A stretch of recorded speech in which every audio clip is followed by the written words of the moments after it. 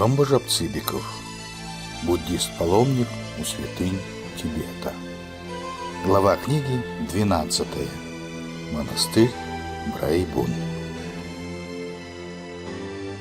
Брайбунский монастырь известен своим почитанием прорицателей, на которых не сходят по верованию так называемые чоэджоны или хранители учения. Культ чоэджонов был введен в Тибете впервые известным проповедником конца VIII и начала IX века Падмасамбхавой.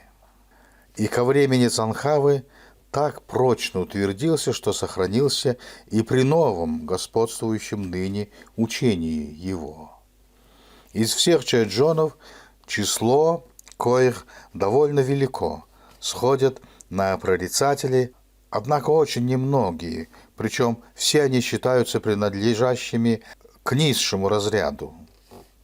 Самыми популярными из чоэджонов являются так называемые 5 царей, а между ними царь Бхар или царь деяний, который ныне у ламаитов известен более под именем Наэчун, маломестный. Про происхождение этого последнего названия рассказывают следующее. С давних пор царь Бхар был почитаем в монастыре Цолгунтани, находящемся в верстах в 7 на юго-восток от Лхасы, на левом берегу реки Уй. После одного несчастного случая цолгутанцы, недовольные небдительностью своего охранителя, положили понятное изображение его в маленький ящик и пустили плыть по названной реке. Против монастыря Брайбун один из его монахов увидел плывущий мимо ящик и, вытащив из реки, понес в свой монастырь. Немного не дойдя до монастыря, монах полюбопытствовал посмотреть, что находится в ящике, и приподнял крышку. Тогда из него вылетел чоэджон и, поместившись на одном дереве, крикнул «Наэчун, Наэчун», то есть «мало места, мало места». Удивленный таким чудом, монах пошел в монастырь и сообщил об этом приключении. Тогда решили на этом же месте построить кумирню для чоэджона, который затем стал сходить на одного из монахов и через него давать прорицание. Кумирня эта находится на юго-востоке от монастыря, саженях в 300 от его края, среди густого сада леса. В настоящее время она представляет довольно красивое здание в тибетском стиле с маленькой золоченой крышей в китайском вкусе. К ней сделаны пристройки, служащие жилищем как самого прорицателя, так и штата монахов при кумирне. Прорицатель Лама, как говорят, сопровождал 3-го Банчен Эрдэни при его поездке в Пекин и, вероятно, тогда получил почетный титул Чоэджэ и внешние знаки почета, состоящие из желтых носилок и желтой курмы. Самая кумирня также утверждена Богдаханом и потому на дверях имеет китайскую надпись на обычной синей доске «Линь Джао Бяо Цзяо». Это надпись такая. Каждый, интересующийся тем или другим вопросом, может запросить чоэджона. Для этого подносится прорицателю известная сумма денег, смотря по его важности, но в общем небольшая. Так Наэчуну вносят минимум 5 ланов тибетских монет. Это 6 рублей 50 копеек по-нашему.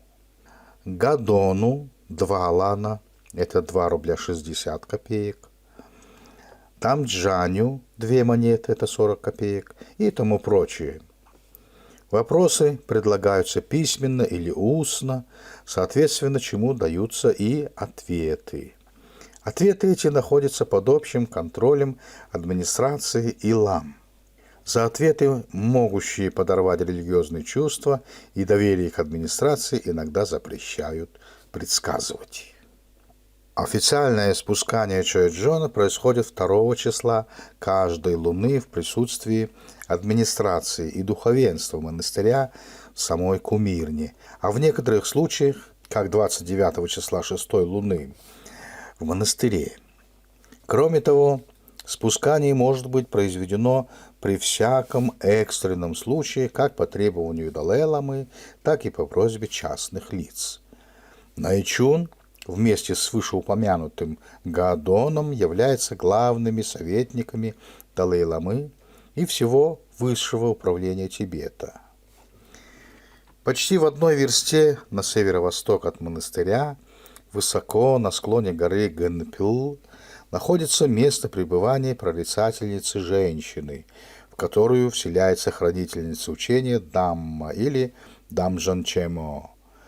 Она чтится в особенности гаманским дацаном. За западной горой монастыря находится место пребывания весьма чтимого Чоэджона Гадон. Он считается одним из вышеупомянутых 5 царей и иначе именуется Йондан Жалбо, царь знаний. Прорицатель, на которого он спускается, является хозяином небольшого монастыря, оставшегося от древнего санхавинского большого монастыря Гадон. По своему влиянию на дела Тибета этот прорицатель является вторым после Найчунского, претендуя даже на равенстве с ним. В 1 версте на юг от монастыря находится небольшая деревня, в центре которой стоит большой дом, где живет прорицатель Дамба Шамо. Предание говорит, что прежде 2 Шамо, то есть правители монастыря Брайбуна, дали клятву принимать меры, чтобы мясо, продаваемое монахом, было без заразы. Поэтому после смерти они стали нисходить на одного ламу в этой деревне, где живут почти все мясоторговцы Брайбуна. Последние, конечно, весьма чтут этого прорицателя.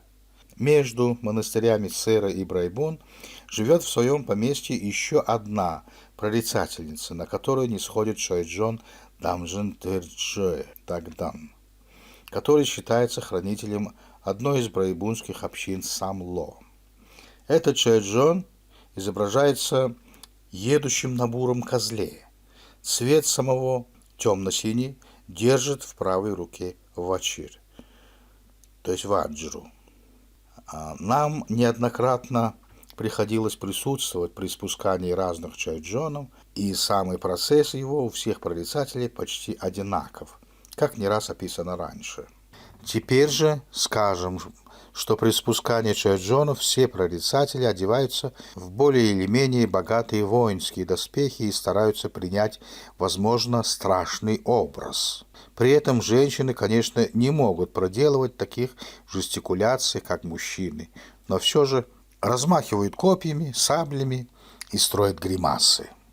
Богатство доспехов зависит, конечно, от благосостояния прорицателей и усердия поклонников. Так найчунские и гадонские прорицатели надевают шлемы из чистого золота, подаренные, как говорят, нынешним Далай-ламой. Что касается преемства дара прорицания, то оно бывает 2 родов – выборное и наследственное. Во главе выборных прорицателей стоит найчунский, избираемый Далай-ламой из среды нескольких кандидатов. Дело в том, что по смерти прорицателя лица, желающие занять эту выгодную должность, пробуют не спускать чоэджона, а если выходит удачно, стараются довести о том до сведения Далай-ламы. Последний выбирает наиболее подходящих кандидатов и предварительно испытывает их частным образом у себя во дворце.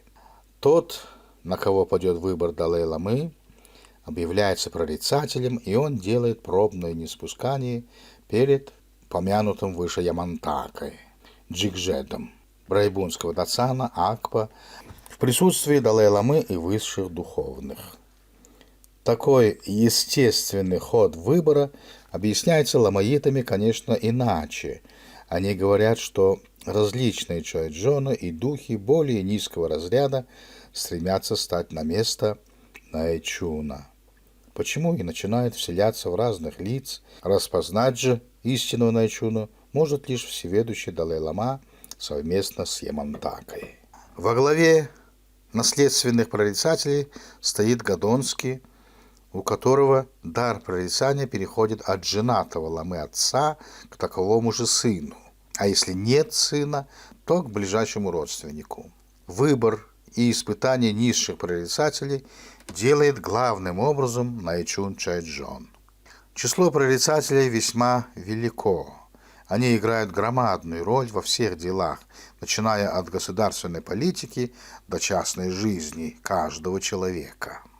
Всегда хорошо осведомленные в текущих делах района своего влияния, хорошо знающие психологию вопрошателей и умеющие найти выход во всех затруднительных случаях, они по большей части ловко поддерживают свой авторитет, хотя иногда бывают явные промахи, которые набожный ламаид никогда не осмелится приписать прорицателю, а объясняет своей злосчастной судьбой.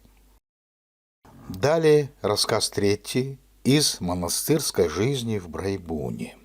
9 августа 1900 года, на третий день после моего прибытия в Лхасу, ко мне явились два нерба, то есть казначей халхасской общины Брайбунского монастыря, неся с собой тушу большого барана, около десятка китайских лепешек, по-тибетски бале, и одну крынку кислого молока.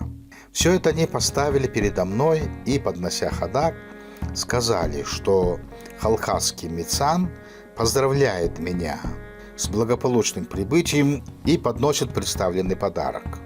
Я, не знавший этого обычая, сначала был поставлен в недоумении, но мой знакомый, у которого я остановился, тотчас же разъяснил мне, что всякому вновь прибывшему более или менее зажиточному человеку нерба должен подносить подарок целой или половинной баранины с другими предметами. Это делается в расчете на раздачу денег духовенству общины. Если вновь прибывший принимает подносимое, то этим он уже выражает готовность сделать пожертвование, а если отказывается, то нерба, не особенно настаивая на своей просьбе, берет представляемое обратно и, вероятно, пробует дать кому-нибудь другому. После разъяснения этого обычая я принял подарок и, значит, тем самым обязался сделать пожертвование в общину, для чего необходимо было поехать в монастырь Брайбун. Прибыв в означенный монастырь, я поместился в квартире того же знакомого, которую он снимал в доме Камцана Самло, находящемся по левую сторону от Сакчендугана. Дом этот окрашен в желтый цвет, так как он служит квартирой ургинского Хотухты во время его приезда сюда. Хотухте этому, как известно, пожаловано было китайским императором право иметь желтую ограду и окрашивать в такой же цвет и дом. Этот почет присвоен и его квартире в Брайбуне, где он особенно чтится как перерожденец основателя монастыря. 10 августа. Сегодня состоялось мое угощение халхасского мицана чаем и кашей, материалы для коих были запасены в Лхасе и доставлены сюда заблаговременно. Угощение начинается рано утром, когда собравшиеся монахи мицана читают молитвы за благополучие жертвователя. Приготовление чая и кушаний лежит на обязанности нерба, который привлекает к работе младших из простых монахов. Разнос и разливание чая производятся простыми монахами, снаряжаемыми уже из храма. Во время богослужения чай подносится дважды, а каша один раз. Около полудня, после чего монахи начинают расходиться, как бы получив вознаграждение за труд. Размер вознаграждения всецело зависит от усмотрения раздающего монеты, но, однако, установился обычай не давать менее половины монеты на одного. Старшие монахи, составляющие совет общины, получают при таких раздачах двойное количество денег. Одновременно с угощением монахов милостынедателем происходит угощение последнего общиной. Ради этого меня пригласили в здание Мицана, где приготовили мне седалище в верхнем третьем этаже дома общины. Сюда же собрались и общинные старшины. Сначала принесли чай, а затем, по местному обычаю, кушанье, состоящее из 4 продуктов, подаваемых отдельно: разваренного риса, кислого молока, по-тибетски шо, по-монгольски тарак, сахарного песку и топленого масла. Кушанье это считается очень почетным. После этого принесли вареную баранину, которой и закончилось угощение. Старшины поднесли мне ходак и благодарили за пожертвование, на которое ушло около 100 рублей при 80 членах общины. Конец 51 части.